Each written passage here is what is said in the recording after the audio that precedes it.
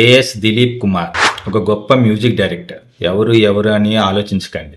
As Dilip Kumar అంటే AR Rahman గారు. ముందు హిందువే, ఆ తర్వాత ఆయన ముస్లిం మతం స్వీకరించారు. ఓకే, ఇప్పుడు ఎవరికి ఇష్టం వచ్చిన దేవుణ్ణి వాళ్ళు ప్రార్థించుకోవచ్చు, ఎవరు పూజించుకోవచ్చు, దానికేమి అది ఎవరు అభ్యంతరం చెప్పరు. కానీ మొన్నటికి మొన్న ఆయన చేసిన వ్యాఖ్యలు ఏవైతే ఉన్నాయో హిందూ మతం మీద కానివ్వండి, అదే బీజేపీ ప్రభుత్వం మీద కానివ్వండి, ఒక వివక్ష చూపించే విధంగా ఆయన వ్యాఖ్యలు ఉన్నాయి. మనం ఒక స్టేజ్కి వచ్చేసిన తర్వాత మన మూలాలు మర్చిపోకూడదు. ఏఆర్ రెహమాన్ గారు, మీరు ఇంత స్టేజ్కి ఎలా వచ్చారండి? ఎవరి వల్ల వచ్చారు? ఎవరి కారణం? ఒకప్పుడు మీరు ఎక్కడ ఉండేవారు సార్? చెన్నైలో ఉండేవారు, లేదంటే హైదరాబాద్, లేదంటే ముంబై.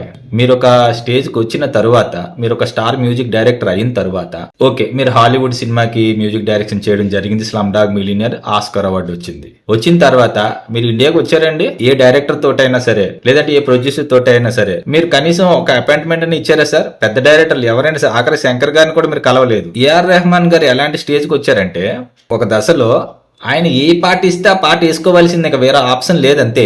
ఆయన ఇది మంచి పాట అంటే మంచి పాట అంతే. మీరు కాన్సన్ట్రేషన్ చేసే మ్యూజిక్ ఎలా ఉంటుంది, ఏదో గుంపులో గోవిందని చేసే మ్యూజిక్ ఎలా ఉంటుందని ముందు కొన్ని వచ్చిన సినిమాలే చెప్తున్నాయి. మీ మ్యూజిక్ కూడా ఫెయిల్ అయింది సార్.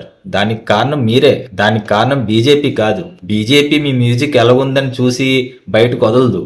మీరు చేసిన మ్యూజిక్ జనాలకు నచ్చితే అది బాగుంటుంది, లేదంటే లేదు. మీరు సరిగ్గా రెస్పాన్స్ అవటం లేదని నెక్స్ట్ ఆప్షన్ హరీష్ జయరాజన్ పెట్టుకునేవారు అందరూ. సో అలాగా మీరు భారతదేశానికి దూరం అయిపోయారు. భారతదేశం యొక్క డైరెక్టర్స్ కి, ప్రొడ్యూసర్ కి మీరు దూరం అయిపోయారు. మీరు బాలీవుడ్ కి దూరం అయిపోయారు, ఇటు టాలీవుడ్ కి దూరం అయిపోయారు, అటు కాలీవుడ్ కి దూరం అయిపోయారు. మీరు అందరికీ దూరం అయిపోయారు. అక్కడ ఏవో షోలు చేసుకుంటూ అక్కడ హాలీవుడ్ లో ఎంతైనా మీకన్నా గొప్ప మ్యూజిక్ డైరెక్టర్స్ ఉన్నారు అక్కడ. మీరు అక్కడ ఏం పనికి వస్తారు సార్ చెప్పండి? తీరా చూస్తే మీరు డెసిషన్స్ తీసుకొని ఏదో ఇంకా ఏ లెవెల్కి వెళ్ళిపోదాం అని అనుకున్నారు. మరి నాకు తెలియదు, కానీ ఆస్కార్ అవార్డు వచ్చిన తర్వాత మీరు వెళ్ళిన స్టెప్స్ ఏవైతే ఉన్నాయో అవన్నీ పూర్తిగా రాంగ్. మీరు భారత్కి వచ్చి అందుబాటులో ఉండి ప్రతి డైరెక్టర్ గానీ మీరు కనెక్ట్ అయితే ఎందుకు చేయరు సార్? మీతో మ్యూజిక్ ఏఆర్ రెహమాన్ అంటే ఇప్పటికీ క్రేజ్ ఉంది, ఎందుకు చేయరండి? ముందు మీకు మీరుగా ఆలోచించుకోండి. తప్పు మీలోనే ఉందండి, దాన్ని సరిదిద్దుకోండి. మీ డౌన్ ఫాల్ కి కారణం మీరే గురువు గారు, అంతేగాని ఏ మతమో ఏ పార్టీయో కాదు.